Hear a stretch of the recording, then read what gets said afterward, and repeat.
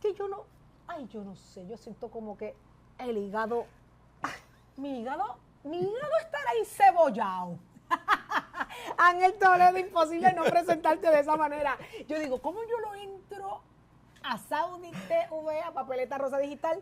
Una de las cosas que te caracteriza, así que bienvenido. Gracias, Saudi, gracias al público que nos está viendo. Hoy estoy con el hígado sin encebollar. No, estás tranquilo. Estoy tranquilo, tranquilo. Pues estamos gozando, qué susto, qué susto. No sé qué pase con el transcurso de la entrevista, No. Puede que se encebolla, pero Tranquilo. yo te aviso. Tranquilo, vamos a explicar, vamos a empezar por ahí, vamos a empezar por lo primero.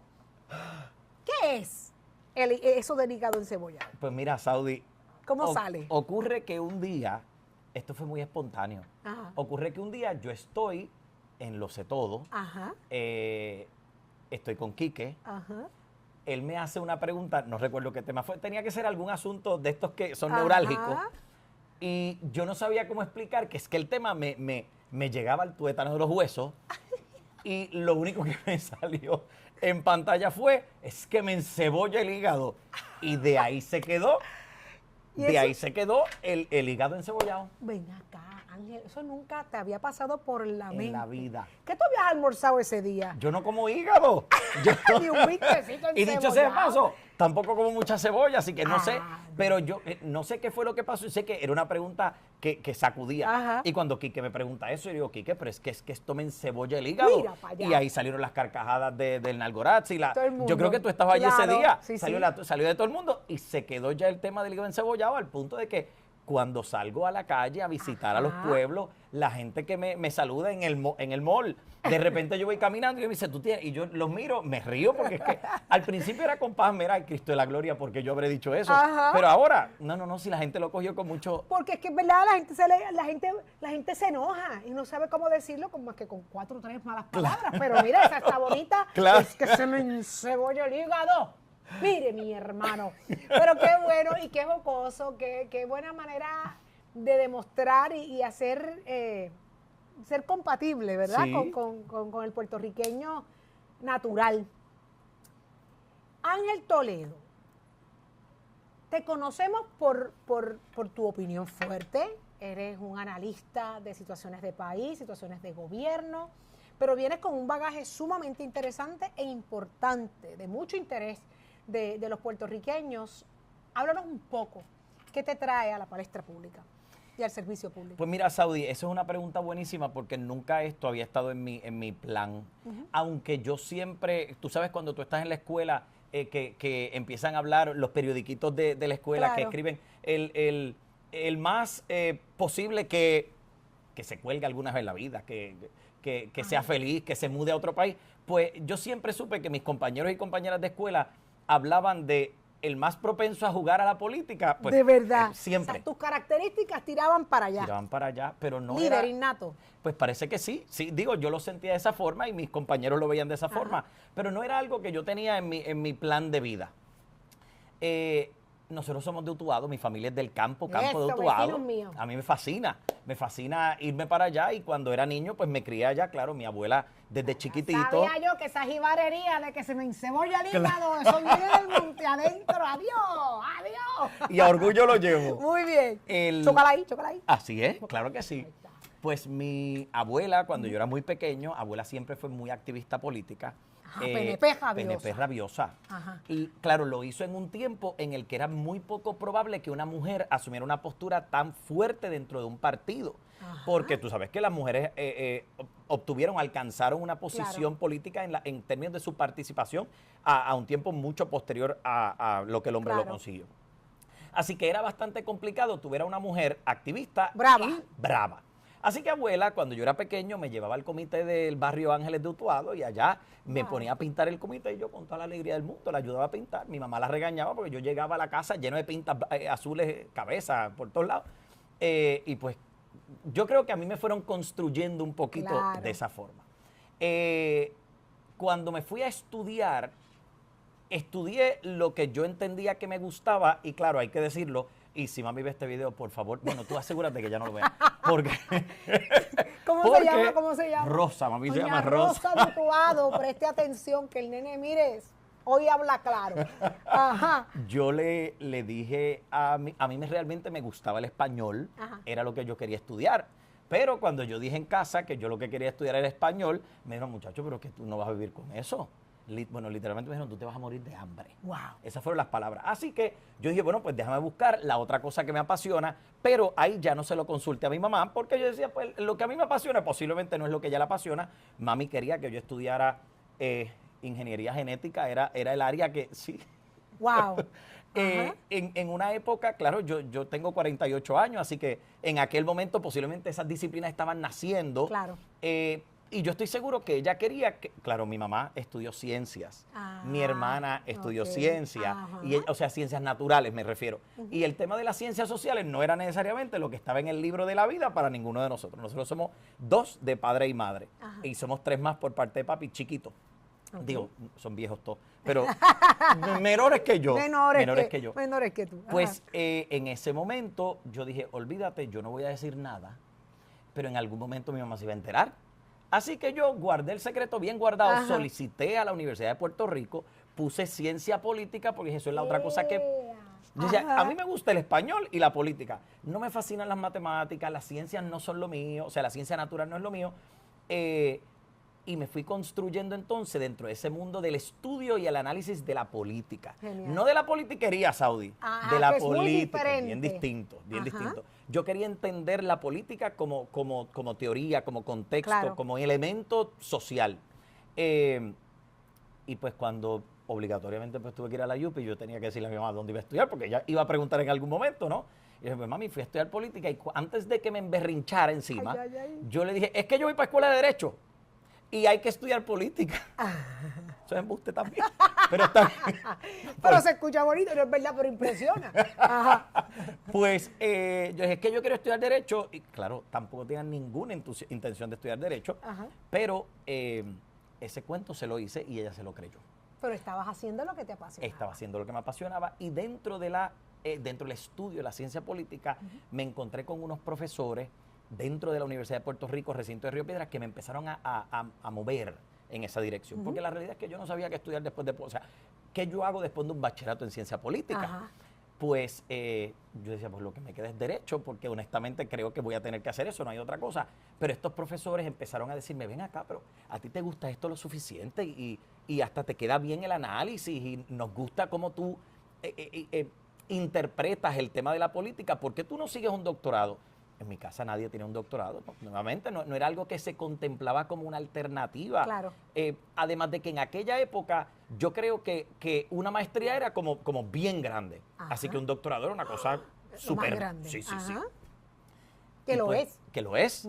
Pero el asunto era que yo decía, ¿y cómo yo solicito un doctorado y cómo yo hago esto y quién lo paga? Porque entonces, como yo se lo digo, porque claro, al fin y al cabo yo me voy a graduar, pero yo tengo que consultar con la madre mía, que al final del día, si alguien va a pagar esto, tiene que ser ella, porque digo, yo no lo voy a pagar. Trabajar, estudiar. Había que trabajar y estudiar. Y claro, en ese proceso, yo estaba bien consciente que mami no podía pagar eso. O sea, un doctorado es caro, es costoso. Claro. Y cuando digo el que ella es quien lo va a pagar, pues es jocosamente, porque, pues claro, cuando yo fuera donde ella, era un poco como lo presento, como una alternativa y un package resuelto, que ella no tenga que preocuparse por, y cómo yo voy a lograr que este muchacho haga lo que ahora se metió entre ceja y ceja, que es hacer un doctorado en ciencia política. Y que eso le sea de futuro, que le genere, que gane bien y que viva bien, porque esa es la idea, ¿no? Exactamente. Así que, con la guía de gente buena, fui explorando esas alternativas en silencio. Yo siempre he actuado muy en silencio. Qué bien. Siempre he actuado muy callado, hago mis cosas por mi cuenta, ¿no? Y cuando ya las tengo resueltas, entonces las presento. Y a mí me gustó los otros días, mi sobrina, la grande, tiene 22 años, me dice, tío, you have always taught me to walk in silence, to walk alone. Y yo le dije, pues Andrea, es que uno solo es que camina. Para hacer este tipo de cosas es solito que hay que caminar. Siempre tienes a tu gente buena alrededor, pero hay cosas que las tienes que hacer tú.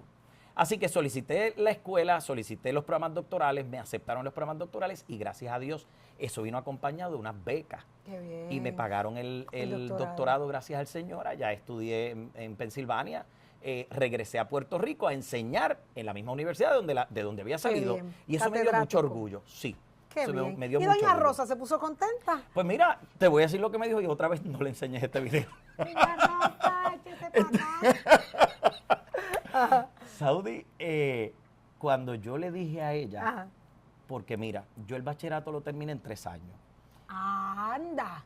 O sea Ajá. que la salida mía de UPR se da en un momento que no era esperado para ella, porque aunque yo siempre viví muy independientemente, mi mamá siempre juega un papel importante en mi vida. Mi papá falleció ya, así que, claro, lo jugó cuando estaba vivo, pero en este momento, pues naturalmente no. Y en aquel momento, pues yo decía, como yo le digo a mi madre, que yo no voy para escuela de Derecho, aunque es una decisión mía, Claro. pero obviamente se lo tengo que comunicar, es parte de vivir en familia. Pues, cuando se lo dije, yo le dije, mira mami, esto es lo que va a pasar, ya esto está decidido, yo no voy para ninguna escuela de Derecho, yo voy a estudiar política. La respuesta ya fue, tú eres un incorregible, haz lo que te dé la gana. Incorregible. Incorregible y haz lo que te dé la gana. Y yo dije, pues, está bien. No, Yo creo hoy que te ves satisfecho, te ves complacido, la complaciste. Estás trabajando, generaste, eres una persona de bien, con Amén. aspiraciones a trabajar por Puerto Rico. Y qué bueno dicho sea de que paso, dices. se estaba riendo cuando me decía incorregible. ¿De Porque verdad? ella sabía que ella creó esta incorregibilidad. exacto. Ella fue quien lo produjo. No, y que la abuela tuvo mucho que ver, mucho Sí. que ver cuando te Sí. llevaba allá a pintar el comité y llegabas embarrado en pintura azul. Interesante que traes un argumento arrancando esta entrevista. Estudiaste ciencias políticas, que no es lo mismo que la politiquería. No lo es. ¿Cómo describes la política nuestra? Mira, yo creo que en Puerto Rico hay una cultura política que es interesante estudiar, pero eso lo hacemos los científicos políticos. Ajá. Eso lo hacemos aquellos que nos dedicamos a estudiar y a enseñar la parte teórica de la política. Ahora, por primera vez yo entro a este mundo de la política activa. Ujú. Yo siempre he sido activista dentro de mi partido, Ok. pero nunca había jugado un papel central en la política activa. Y algo que le he dicho a mi equipo de trabajo es, hay una diferencia tan grande entre la política que se enseña y la política que se practica. Totalmente. Ujú. Porque yo normalmente voy a mi salón de clase y cuando hablo de las campañas políticas, cuando hablo de la metodología de investigación en la ciencia política, que es normalmente lo que enseño, pues parto de una literatura, de una investigación, incluso de un cúmulo de estudios que se han hecho sobre ese tema, y pues es una discusión muy elaborada, muy académica. Ujú. La política activa, por llamarlo de alguna forma, la política de calle, pues ya es otra maña. Es La politiquería. Él no lo va a decir, yo lo voy a decir. La politiquería. Ajá. tiene que ver mucho con una maña, tiene que ver mucho Muy con una cultural aquí. astucia. Claro que sí. Ujú. Con una astucia. Hay una gente que no son candidatos, por llamarlo de esa forma, pero son la gente en esos sectores, en esos barrios a quienes tú le tocas la puerta y dices, yo necesito de tu ayuda, porque son los que corren ese barrio. Y esa es la política de verdad, esa es la política de calle, Calle. que no es la misma política que se enseña en un salón de clase. Ahí, pues, cuando tú hablas con un líder comunitario, que a su vez es activista político, esa persona, pues, oye, tú no entras a ese barrio si no es con esa persona agarre de la Claro, mano. claro. Y eso típicamente no se filtra en una clase, en un salón. Claro, cuando tú tienes los dos elementos, cuando tienes la bendición de haber estado o haber estudiado política y a su vez haber trabajado algo de campaña, pues claro que cuando vas al salón de clase le dices al estudiante, esto es lo que dice el libro, pero la realidad Qué en bueno. la calle se mira de esta forma.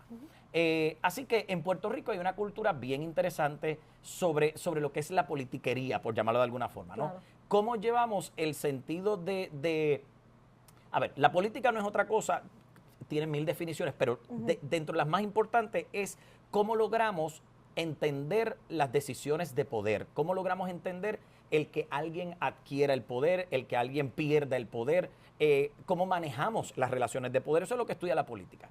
Así que cuando tú te vas a la calle a mirar esto, te das cuenta que lo que yo enseño en el salón de clase no necesariamente lo conoce el activista de a pie. Claro. El activista de a pie sabe cómo se hace la política porque nació con eso. Porque Y muchos políticos desconocen también. Claro. Entran al ruedo político sin saber lo que es la ciencia política. de acuerdo, tampoco. totalmente de acuerdo, totalmente de acuerdo. Y cuando entras entonces a la calle, te das cuenta que en la calle la batalla, la astucia política, la sagacidad, hay una palabra que no voy a decir, pero está bien. Dímela, No. esa me gusta, Sagacidad me gustó, pero dímela, dímela al oído y yo la digo, dímela, Toledo. La zorra política. La zorra política. Me encanta. Hay un zorro, o sea, hay Ajá. gente que es zorra. ¿Qué? Y tú dices, bendito, pero Son los reyes de la zorrería, del truco, de la malamaña. Lo hay de todo, hay de todo. Qué interesante y qué contraste tan grande, Claro. Toledo, entre lo que es tu preparación académica, lo que es tu experiencia, versus lo que es la política de la calle. Claro. Para dejarlo así. Dios mío, la gente diría o dirá, pero ¿qué haces metiéndote en esto cuando conociendo todo esto, ¿verdad? De lo que es la política limpia, lo que es la esencia de lo que es la política, prefieres dar un paso y entrar en la politiquería? ¿Cuál va a ser la diferencia? ¿Cómo tú vas a marcar un cambio entrando al otro lado? pues es una buena pregunta que me ha hecho pues prácticamente todo el mundo. Me han hecho mis amistades, la familia. Sí, porque es como los que no me aquí no quiero restarle méritos al Claro. asunto, llamamos politiquería, porque así lo hemos criollizado y Claro. la hemos convertido, pero no es restando mérito, porque no podemos seguir enfatizando en el mensaje de que la política es mala, No, de que no. la politiquería es mala, es que la hemos criollizado y la hemos tan cultural que está muy lejos de una cosa bonita. Pues mi explicación va por esa misma línea. Nosotros tenemos que entender que ser un político no es nada malo. No. Nosotros le hemos atribuido un mal sello al político. Y lo hemos arrojado, lo hemos puesto como en una mala sombra. Y se ha generalizado. Y se ha generalizado, claro que sí. Igualmente, nosotros en Puerto Rico hemos desarrollado ese término de la politiquería y algunas personas le han dado una connotación negativa, pero realmente a lo que nos referimos a la política activa, la política Claro, de calle. rabiosa.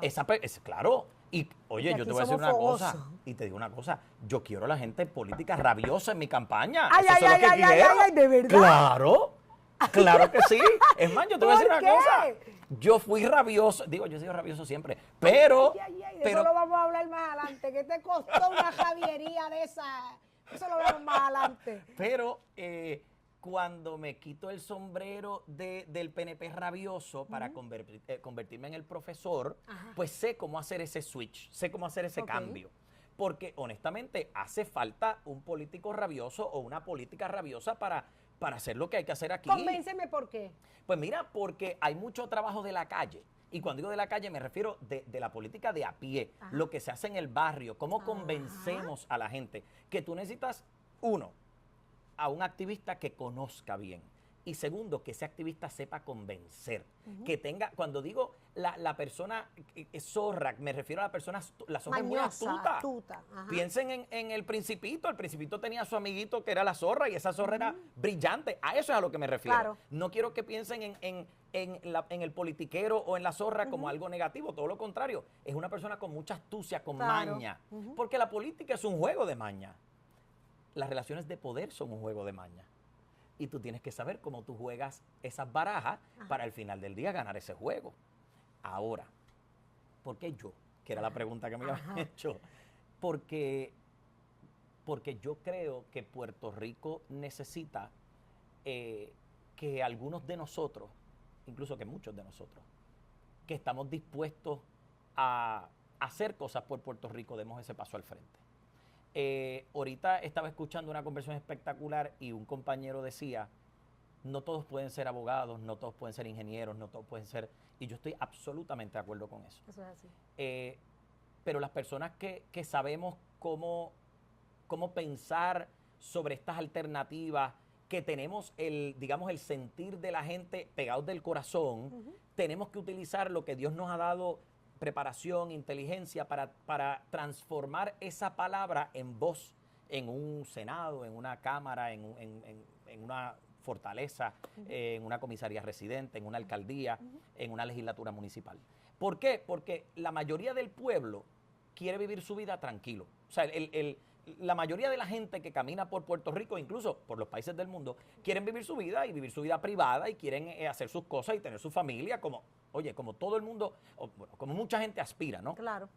Sin embargo, el gobierno se construye precisamente para establecer un orden donde no lo había. No siempre se ha sido exitoso con eso.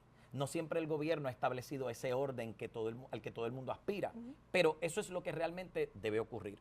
Y cuando tú buscas a quién tú crees o quién tú crees que debe representarte en ese gobierno, pues normalmente buscas a gente que sea como tú. Si eres humilde, pues que tenga esa humildad, que tú sientas que te representa allí. Pues mira, muchos de nosotros tenemos que entender que tenemos que dar ese paso al frente porque Dios nos dio las herramientas y tenemos que ponerlas al servicio de la gente. Al día de hoy, le doy gracias a Dios, yo he hecho pues, muchas cosas en mi vida profesional privada. Yo he sido vicerrector de una universidad, he sido rector de una universidad, he hecho cosas para mí importantes por Puerto Rico incluso. Yo he sido profesor de grandes líderes en Puerto Rico y eso me da mucho placer, me llena de mucho orgullo. Secretarios de educación, líderes máximos de la policía de Puerto Rico, senadores, representantes han pasado por mis salones de clase. Y eso me da mucho orgullo. Porque ayudé a formarlos y me toca a mí, Saudi. Cuando supieron que estos mismos líderes que usted menciona, cuando supieron que usted aspira a una posición electiva, ¿cómo reaccionaron? Pues mira, me encanta porque tengo que decir que yo tengo amistades en todos los partidos. Qué bien. Sí. Yo tengo un gran amigo, hijo de David Noriega, el ex representante. Javier estudió conmigo en la UPI. Incluso la relación entre Javier y yo empezó bien mala y se transformó en una cosa bien buena casi de inmediato. Y hoy por hoy es mi amigo, pero íntimo, tú sabes, somos buenísimos amigos. Eliezer, el exsecretario de Educación, fue mi estudiante también. Joan Rodríguez Bebe fue estudiante mía. Y cuando ellos se enteraron fue como esta cosa de, pero tú estás seguro de esto. Tú de verdad, tú quieres hacer esta cosa. Antonio López, nuestro comisionado de la policía también. Y pues mira, me gusta su reacción porque reconozco que todos ellos aprecian lo que yo contribuyo a su desarrollo de vida profesional, incluso personal. Me gusta que podemos tener esa amistad, aunque diferimos en algunos casos de visiones políticas, pero podemos tener esa amistad y sé que hay un respeto, por lo que yo he contribuido hasta ahora a Puerto Rico y por la gran posibilidad, o sea, de lo que voy a contribuir desde cualquier puesto político. Qué interesante que traiga que la diversidad de amigos que ha creado, ya sea por la educación que le ha impartido dentro de lo que es la política. Y Toledo, en un momento dado, el Departamento de Educación, al que usted pertenece, tuvo la oportunidad de tenerlo como la persona a cargo del sistema más importante del país. Situación que para muchos pudiera ser absurda, para otros la hicieron grande, ¿verdad? A su conveniencia y a su nivel de conveniencia sobre todo, lo sacan de esa oportunidad, pero fue la misma gente del partido que hoy usted representa. ¿Cómo se puede bregar con eso? Pues mira, eso es una buena pregunta también porque te ayuda a pensar en aquel momento. Yo te voy a describir ese momento muy brevemente. ¿Y qué fue lo que pasó? Para que la gente ponerlos en perspectiva. Claro que sí. Mira, el gobernador Pierluisi, a quien honesto le tengo un respeto grandísimo, él ve en mí las cualidades necesarias para llenar una silla que, como tú muy bien dices, a mi juicio, es la más importante. La más importante en Puerto Rico y en cualquier país del mundo. Eso es así. Yo siempre he dicho que la educación es el pilar de cualquier otro movimiento, situación, problema, necesidad en los países. Con la educación tú atiendes la pobreza, con la economía, la salud, o sea, con la educación... presente y futuro. Siempre. Es increíble. Así que el gobernador haya visto en mí esas cualidades me llenó de mucho orgullo. Sabía que tenía una responsabilidad enorme sobre mis hombros, porque en Puerto Rico nosotros tenemos aproximadamente 250,000 estudiantes en el sistema público, pero yo tengo estudiantes en el sistema privado también, y son mis estudiantes igual, ¿no? yo tengo 24, 25 mil maestros, yo tengo directores de escuela, yo tengo empleados de comedores escolares, yo tengo secretarias, o sea, todas estas personas responden a ese liderato o sea, de esa persona que se sienta en esa silla. Y eso impacta no solamente el hoy, como tú dices, sino impacta el futuro de Puerto Rico. Claro. Porque tú estás construyendo vidas. Así es. Y cada vez que yo miro a un niño o una niña que está en su etapa escolar, sea kinder o sea cuarto año, los miro con cariño, los miro con admiración, pero también los miro a veces con... Tú sabes que los papás siempre quieren protegerte el resto de tu vida. Claro. Pues tú los miras con cómo yo te puedo ayudar para asegurarme de que tú tengas las herramientas que tú necesitas. Esa oportunidad se presenta y obviamente la cogí porque me parecía que era el momento de responderle a Puerto Rico con todo lo que yo tengo para poder responder. Claro. Y modestia aparte, Saudi, honestamente yo tengo la preparación, pero más que la preparación académica, porque a veces no hace falta, un poco no es tanto de que tantos grados académicos, es cómo tú como ser humano te ubicas en una posición como esa para entender necesidades tan diversas en un sistema complejo. Porque a veces lo que quiere el maestro no es lo que quiere el director, lo que quiere el papá no es lo que el maestro permite, y empiezan a chocar las múltiples necesidades y tú tienes que tener la cabeza clara, digamos que fría para unas cosas, pero muy cálida para otras, para tomar decisiones importantes en un sistema que impacta. Así que yo acepté esa responsabilidad. Mientras empezó el camino, eso empezó un viernes tarde por la noche, el anuncio se hace público el sábado temprano en la mañana, pues la cosa iba caminando y obviamente yo estaba listo para aguantar lo que viniera porque sabía que presión venía de alguna forma. Qué increíble. Sí, es una silla difícil, o sea, es una silla muy difícil. Pero la politiquería barata, porque ahora vamos a la barata. La barata, a exacto. la barata. Esa sí no es la buena. Esa es la que daña Esa es la que las daña. oportunidades buenas al país. Ajá. Exactamente. Pues yo recuerdo que el lunes al amanecer de Dios, yo estoy en una entrevista en televisión, un poco para explicar todas estas cosas, qué metas yo tenía, cuáles eran las prioridades, y salía de allí para una entrevista en radio. En esa entrevista en radio, cuando voy de camino, me alertan, me dicen, Ángel, está saliendo esto de unos tweets. Y yo, claro, digo, no sé de qué me están hablando porque es que yo no uso Twitter, que hoy día es X, pero yo creo que yo usé Twitter como una vez en la vida y no lo volví a usar. Ajá. Y no era una red, incluso yo no usaba, mira, yo tenía una red social cerrada, privada, donde estaban mis amistades y mi familia y ahí ponía una que otra cosa y se acabó la historia. Así que alguna vez en la vida, cuando yo ni vivía en Puerto Rico, vivía fuera de Puerto Rico, unos 12 años atrás, mientras el compañero Alejandro García Padilla gobernaba en Puerto Rico, pues había visto algo que había sucedido en aquel momento y ese algo me provocó, me encebolló el hígado. Encebolló el hígado. Me encebolló el hígado y lo puse en el Twitter. ¿Qué decía ese Twitter? Pues mira, eran unos cuantos, eran como 3 o 4. Un desahogo.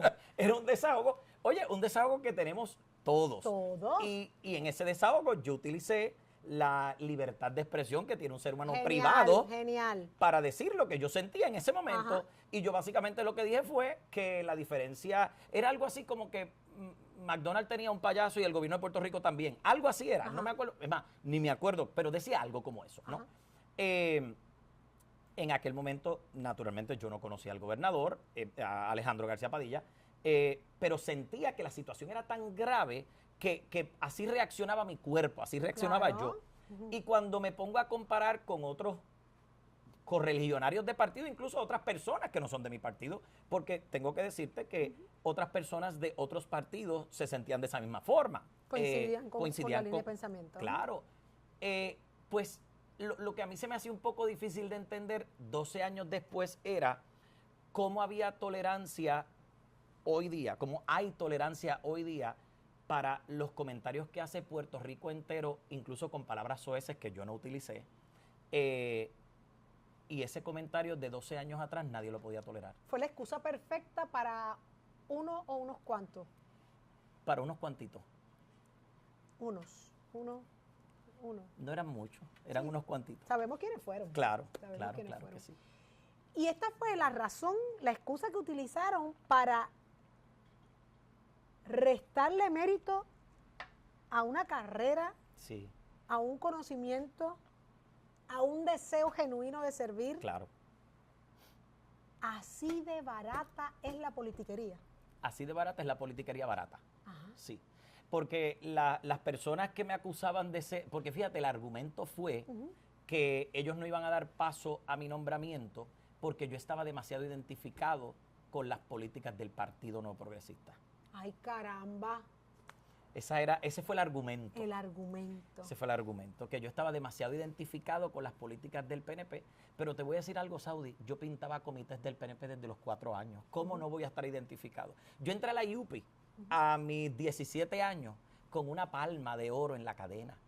Yo entré como profesor a la Universidad de Puerto Rico, recinto de Río Piedra, con una palma en mi cadena. Mi primer día de clase, yo entré al salón de clase y le dije a mis estudiantes, por si acaso alguien les ha dicho Ajá. que hay un profesor PNP caminando los pasillos de la UPI, que eso es como cruz y raya. Ese soy yo. Yo soy estadista y la palma en la cadena no es un símbolo tropical. Yo soy PNP. No es un símbolo tropical. No es un simbolito tropical. No es que fui a Hawái y me la No. compré. Esta es la palma. Y hoy día la tengo. ¿La tienes? Claro, no la tengo puesta, pero la tengo. Me la quité cuando entré al Departamento de Educación porque le tengo respeto al departamento. Yo he trabajado en la empresa privada, Ajá. en academia, en la empresa privada prácticamente toda mi vida. Y cuando entré al Departamento de Educación, pues me quité mi cadena con mi palma porque no era el lugar para tenerla. Y pues por esa razón entendían que lo que yo podía ofrecer a Puerto Rico desde la silla de la Secretaría de Educación se tenía que un poco echar a un lado porque yo era demasiado PNP. Yo creo que esa fue, es como que es que él es muy PNP. No, van a poner un popular. Pues imagínate. Para un gobierno PNP. O sea, Y que hay- Pero lo triste de esto, Toledo, es que los mismos tuyos, los mismos PNP recalcitrantes que se hacen sentir más PNP que la palma tropical de Toledo, trabajaron en tu contra porque querían a otra persona allí. Y hablabas de la política calle, y ese es el juego sucio, Claro. interno, Claro. dentro de los propios partidos. Consciente de eso, te quedaron ganas de seguir siendo parte de ese colectivo. Sí. Y te voy a decir por qué. ¿Cómo se puede? ¿Cómo Mira, se puede? te voy a decir dos cositas. Por un lado, cuando el presidente del Senado, José Luis Dalmau, decide que él va a bajar por descargue mi nombramiento, eso no es un procedimiento común, pero es un procedimiento que permite las reglas. Claro, sí, a un mí poquito es lacerante. Es lacerante, pero las reglas del Senado lo permiten. Claro. A mí por un lado me dolió que no me diera la oportunidad de por lo menos abrir el expediente. Mira mi resumen, Claro. mira quién yo soy. O sea, yo soy mucho más que el partido al que pertenezco. Yo tengo también un bagaje, tengo una experiencia, tengo un conocimiento, tengo una cantidad de cosas que honestamente le pueden servir y le van a servir a nuestros niños y niñas jóvenes en Puerto Rico. Mira eso. Pues se negaron a mirarlo, pero yo estaba muy consciente, esa otra parte del cerebro, la parte lógica, me decía, la regla lo permite. Entonces, no te olvides que yo, aunque me negué a ser abogado de inicio con mi mamá, terminé estudiando leyes. Así que yo tengo una cabeza que piensa de esa forma. Y cuando me di cuenta, yo dije, la ley lo permite, la regla lo permite, él está en su entero derecho, que soy yo el que está en el medio de la batalla, el que está pasando el Niágara en bicicleta, pues te tocó a ti, muchachito. Entonces yo hablaba conmigo mismo y me lo decía, such is life, camina, sigue caminando, que agárrate de Dios, porque el ataque que viene fuerte. Y te voy a decir una cosa, que sentí mucha paz durante esa semana. Lo único que yo le pedí a Dios era, permíteme poner la cabeza en la almohada y dormir. Y levantarme mañana, que yo agarro las bofetas que sean. ¿Y lo pudiste hacer? Lo pude hacer, porque nuevamente, cuando tú te amparas en esa fe, cuando tú sabes quién tú eres y lo que tú eres, pues pueden venir los ataques de donde vengan. No, pero duele. Duele, claro que sí. Y duele entonces el otro cuentito que te iba a hacer, porque era Ajá. el del presidente del Senado, y luego entonces viene el de los compañeros de tu partido que con unas agendas políticas pueden estar buscando otras cosas, claro. y te tiran lo que te quieran tirar. Y negocian en contra. Claro. Pero ahí también surgen relaciones que tú no esperabas, situaciones que tú no tenías en tu radar. Y yo te voy a contar esa situación. Mira, el gobernador me llama el viernes después y me dice, Ángel, van a bajar tu nombramiento por descargue y es solo para colgarte, yo no quiero que a ti te cuelguen, yo voy a retirar. Claro. Y se retiró el nombramiento. Yo le dije al Que gobernador... estratégicamente es una manera de proteger que eventualmente puedas volver a ser nominado, De acuerdo. ya sea en un momento de necesidad. De acuerdo. Claro. Y el gobernador me estaba protegiendo. Y es una protección real. Me estaba protegiendo, yo le dije, gobernador, lo que usted, incluso mira lo que le digo, usted no lo haga por mí. Por mí, si me tienen que colgar, que me cuelguen. Usted haga lo necesario para usted, porque al final del día es el jefe de Estado. Usted es el que conoce la estrategia, qué va a pasar mañana, cómo lo atendemos una semana después. O sea, usted conoce la estrategia. Así que haga lo que usted necesite para que Puerto Rico siga corriendo. Porque más allá del juego político, de a quién yo nombro, de cómo saco, que si el descargue o el sacar el nombramiento, lo que fuera, el Departamento de Educación tiene que seguir corriendo. Claro, no para nunca. Exacto. Así que yo lo que le dije a él fue lo que convenga para que la administración siga funcionando. Y él retiró el nombramiento. Algunos días después, no me acuerdo si fueron 2 días, 3 días después, pero no fueron muchos días después, yo recibo un mensaje al celular de un número que no conozco y yo normalmente no respondo esos mensajes. Mira qué cosa. Y cuando abro el mensaje, era un mensaje que obviamente no voy a repetir palabra por palabra, porque no me acuerdo textualmente, pero era un mensaje de esta persona que yo no había conocido personalmente, que sabía que existía en el mundo, de una voz muy fuerte, y que en ese mensaje me decía XYZ, eso me lo voy a reservar, Claro. pero al final me decía, yo te quiero corriendo conmigo para el Senado y no me puedes decir que no.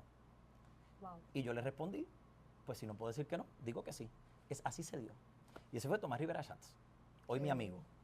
Le tengo mucho respeto a Tommy, porque él estuvo muy pendiente, no desde las gradas, él estuvo muy pendiente en el medio del campo de batalla, mirando lo que estaba sucediendo y con ese radar que siempre tiene, estaba prendido mirando en todas direcciones.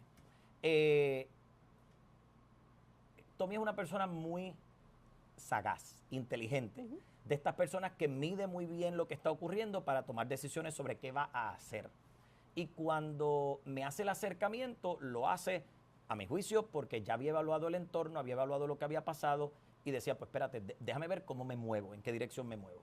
Obviamente me honra también, el gobernador me honra con el nombramiento y él me honra pidiéndome, siendo yo una persona tan privada para el mundo de la política activa, pidiéndome que corra con él para el Senado. Y la respuesta fue de inmediato, pues sí. Porque si él me dice que no le puedo decir que pues tengo que decir que sí, claro. Sí. Así que hoy, con una historia tan interesante y tan impactante, y gracias por compartirla tal cual fue con nuestra audiencia, para que la gente entienda, y esta es la idea de Papeleta Rosa, ¿verdad?, que la gente conozca a los candidatos desde otra perspectiva, más allá de lo que se dice, de lo que sale públicamente, que siempre queda inconclusa las aclaraciones o se niega la oportunidad de aclarar y decir las cosas como son.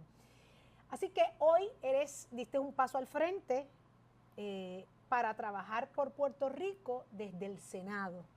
Sí, eso es así. ¿Qué tienes para ofrecer desde esa posición, con todo el bagaje que tienes, con todas las experiencias que has tenido dentro del propio partido? ¿Qué tienes para ofrecernos? Pues esa pregunta me gusta, Saudi, porque me permite primero decirte esto.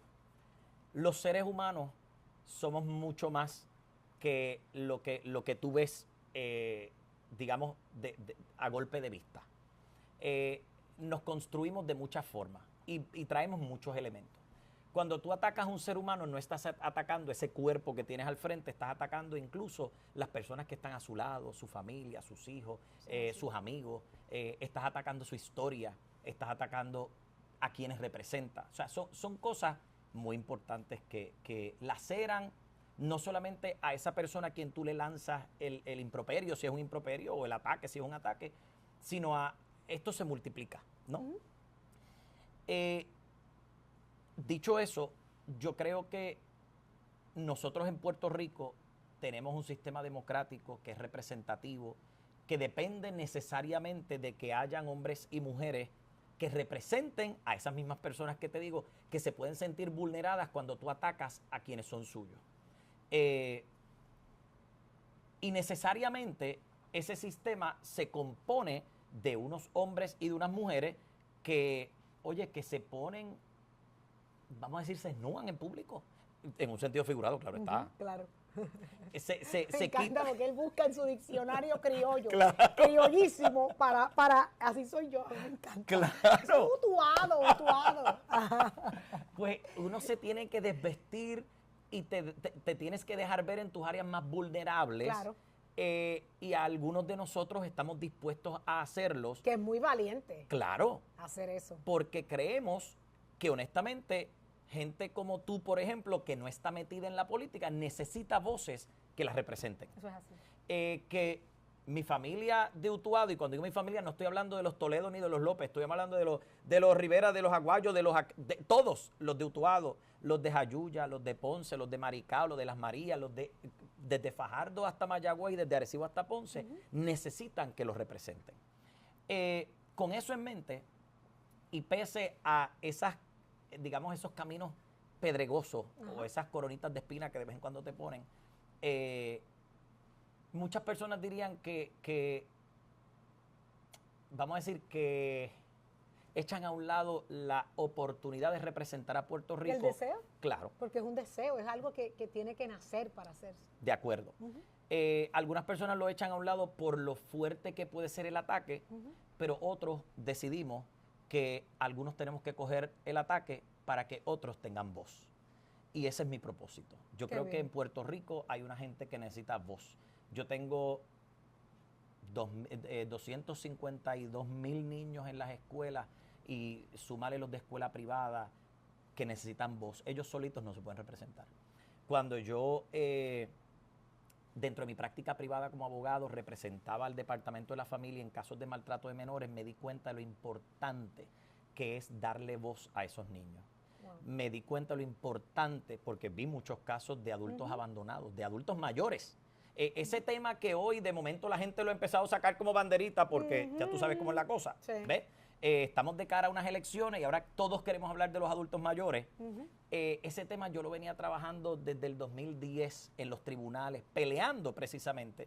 Porque cuando se decía fuertemente que íbamos a envejecer, que la población iba a ser, que iba a envejecer en nuestro presente, se hablaba, obviamente, esto hace muchos años atrás, y todo el mundo lo ignoraba. Hoy nos sorprendemos porque vemos una población vieja, pero se venía advirtiendo. Se venía advirtiendo y se venía trabajando. Y en aquel momento, esos adultos mayores, a mí me partía el alma, pero no era el momento para sentarme a llorar con ellos, era el momento para pararme en un tribunal a defenderlos incluso frente a sus hijos que no los querían atender, a sus familias que no los querían atender.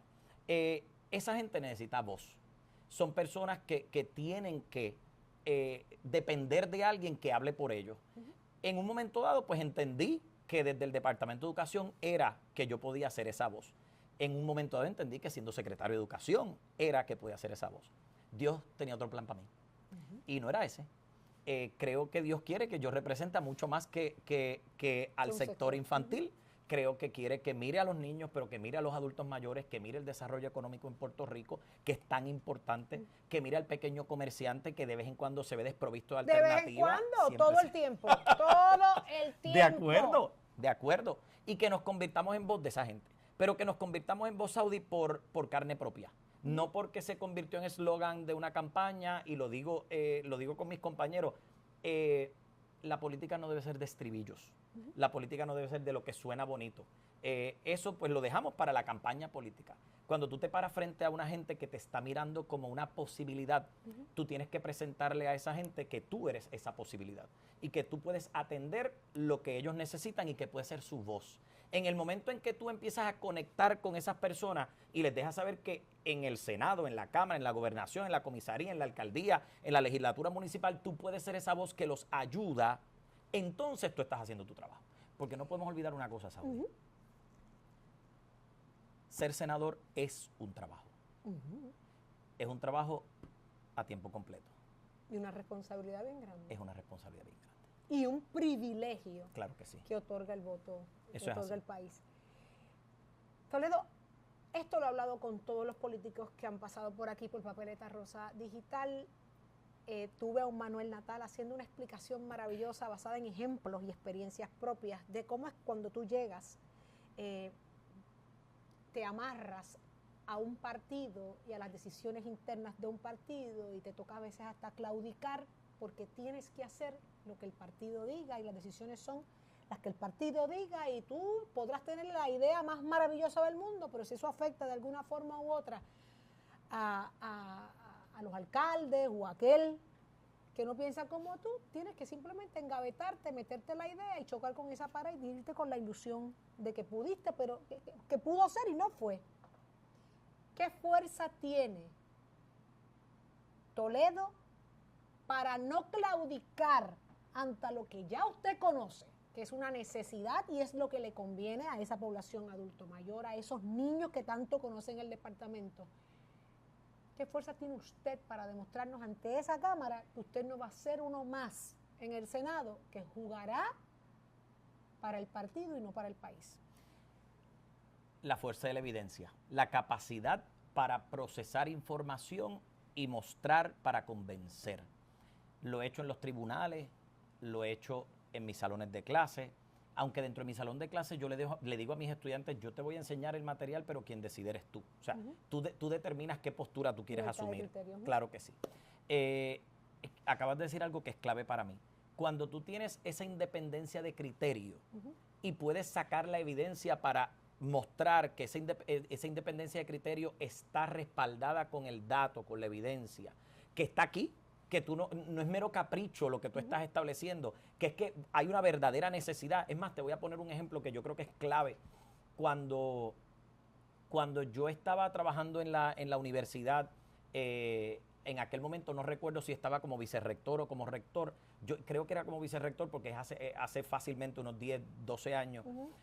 Yo recuerdo haber traído a una reunión, miren la evidencia del Departamento de Salud de Puerto Rico, miren la tasa de natalidad en el 1980 y tanto, y miren la del 2018, 17. Miren esto. Dense cuenta que la población estudiantil joven está reduciendo, que la universidad se tiene que transformar para prepararse para eso, y no me quisieron prestar atención. En aquel momento me pasaron el rolo. Como tú estabas. Ay, hablamos después de eso. Después hoy. Hoy. ¿Y qué pasa entonces hoy? Que cuando abren los libros y dicen, ya madre, ¿qué hago con esta vaina? Yo me acuerdo cuando Toledo aquí hablaba de eso. Claro. Entonces, con esa voz, con la capacidad también de entender opiniones divergentes y de ser abierto a las posturas distintas, pero por encima de todo, la evidencia. ¿Dónde está la evidencia que sustente el argumento que tú estás haciendo? Genial. Claro, Genial. porque es que al final del día hay una realidad. Cuando yo corro bajo la fórmula de un partido, yo entiendo que el partido presenta una plataforma y que yo respondo a esa plataforma. Eso yo estoy claro y no tengo la más mínima duda. Sin embargo, estos documentos son documentos vivos. Son plataformas de gobierno que se convierten en el plan de gobierno que se pone en efecto cuando ese gobierno entra, ¿no? Ahora, en el transcurso del tiempo hay unas cosas que empezamos a enterarnos, hay unas cosas que empezamos a ver, hay una data que empieza a surgir, hay una evidencia que tú obtienes. Pues mira, qué mejor evidencia tienes tú, qué mejor argumento tienes tú para defender tu postura. Lo creíamos de esta forma, pero esto es distinto a lo que pensábamos en aquel momento. Mira la realidad. Y si le dicen, no, pero eso no importa, olvídate de eso, es que no conviene, eso no conviene con los alcaldes, te vas a buscar un problema, te vas a echar los alcaldes de enemigos, no hagas eso, vótale a favor. Mira, ¿qué hace Toledo ahí? Se llama diálogo y se llama mediación. Yo soy soy un mediador certificado por el Tribunal Supremo de Puerto Rico, pero realmente soy un mediador de vida. O sea, yo soy un mediador... ¿De naturaleza? Sí, soy un mediador innato que lo certifiqué cogiendo los cursos que tenía que coger. Porque el no conviene, hay que preguntarle a quién no le conviene. Yo tuve una conversación en estos días que estuvo espectacular. Tenía a este señor que me estaba haciendo unas preguntas y en ese momento yo le dije, lo que pasa es que lo que tú me estás pidiendo es porque te conviene a ti. Ajá. Y lo dejamos ahí. Y de esos van a haber montones en el camino, absolutos, claro. Absolutos. Yo le traigo entonces, minutitos después, el caso de esta otra, mira, esta persona me estaba pidiendo, y lo estaba usando como ejemplo en esa conversación, que le apoye en unas gestiones que hay que hacer, y el señor me dice, pero es que ese, que es mi amigo, o sea, que es amigo de él, ¿no? Que es mi amigo, eso lo está haciendo porque le conviene a él. Y le dije, pues te acabas de dar cuenta que aquí cada cual quiere jalar para lo que le conviene. Ajá. Hay que ver qué nos conviene. Vamos a mirar no qué me conviene, sino qué nos conviene en un colectivo. Y oye, va a haber veces que lo que nos conviene no va a convenir, o sea, no es una sábana que se estira desde una costa hasta la otra. En ocasiones lo que conviene para unos definitivamente no conviene para otros. O no aplica a los otros. O no aplica a los otros. Pero uno tiene que buscar ese bien común. ¿Y cómo nosotros logramos ese bien común para nuestra gente? Genial. Por ahí es que va la cosa.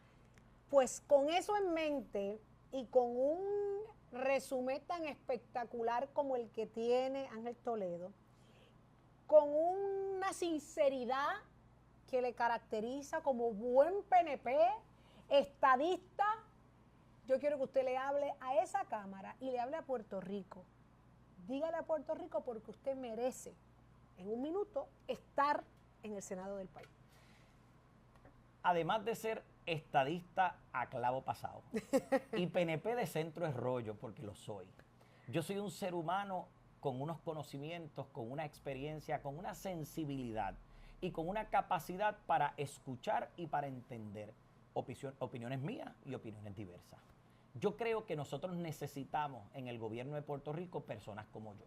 Y lo digo con absoluta honestidad. Creo que hace falta, en un mundo tan diverso como el nuestro, que nosotros tengamos oídos para todo el mundo y que podamos sintetizar esas necesidades en un proyecto y que ese proyecto se convierta en aquello que va a beneficiar a ese colectivo. El número 10 en la papeleta soy yo y tú me vas a encontrar ahí y tú vas a querer votar por mí porque yo te aseguro que el trabajo lo voy a hacer por ti. Cuento contigo. Ahí está. Y cuando él se moleste, a él se le va a encebollar el hígado, acuérdese de eso nada más. Y se lo voy a decir. Y cuando lo ve en la calle, dígale, cuando usted esté allá arriba, encebollese el hígado por mí, pelee por Así mí mismo es. ahí adentro. Así mismo es. Un placer. El placer es mío, Es Saudí. un honor de verdad saber y que con todo ese bagaje, con toda esa educación, con todo ese poder de enseñar a nuestros líderes políticos, usted ha dado el paso de entrar a hacerlo por Puerto Rico. La decisión la tiene usted como elector. Es el momento de escuchar, de evaluar. Cara nueva en la papeleta, pero con un bagaje extraordinario. Así que decídalo usted votando en estas primarias el 2 de junio. ¿Está listo para eso? Estoy listo. Estoy caminando todo Puerto Rico, pero es el 2 de junio por el 10. Ahí está. Lo conociste aquí, desde esta perspectiva, en Papeletas Rosa Digitales, a través de Saudi TV. Dale subscribe, la campanita, y así los vas a conocer a todos, para que después no quiero llanto. No, después que están allá arriba, no, es ahora que los tienes que conocer. Muchísimas gracias. Gracias a ti. Hasta la próxima.